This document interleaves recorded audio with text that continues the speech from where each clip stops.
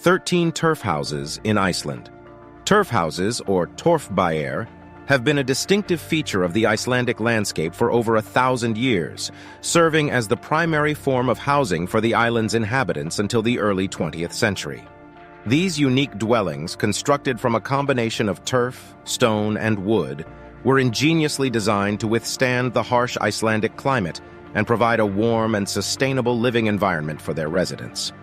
The construction of turf houses involved the use of locally available materials and a clever architectural approach that capitalized on the insulating properties of turf.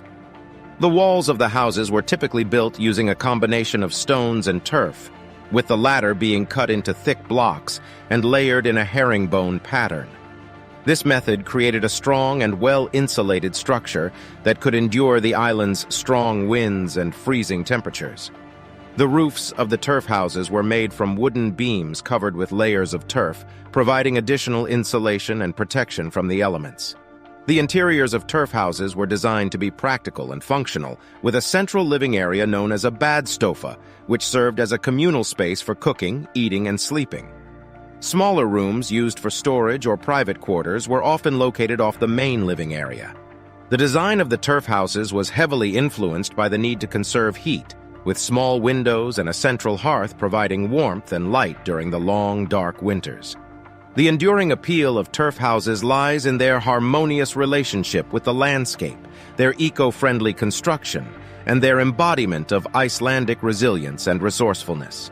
As interest in sustainable and traditional building methods continues to grow, the turf houses of Iceland stand as an inspiring example of a time-tested, environmentally friendly approach to housing that remains relevant in the modern age. Number 14. The Floating Islands of Uros, Peru.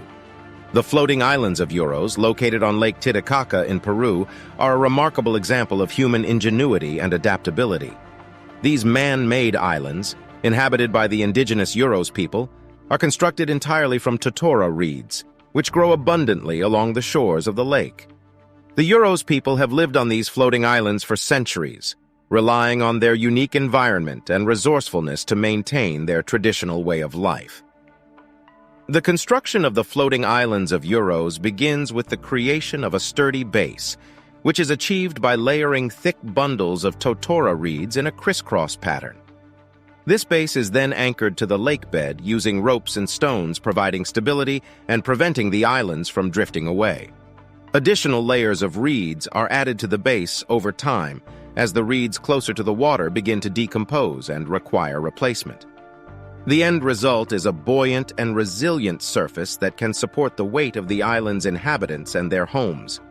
The Uros people construct their homes, boats, and other structures using the same totora reeds that form the basis of their islands.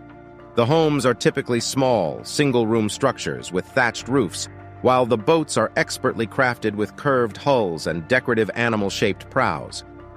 The totora reed is not only a versatile building material, but also an important source of sustenance for the Uros people, who eat the tender white base of the reeds and use them to feed their livestock.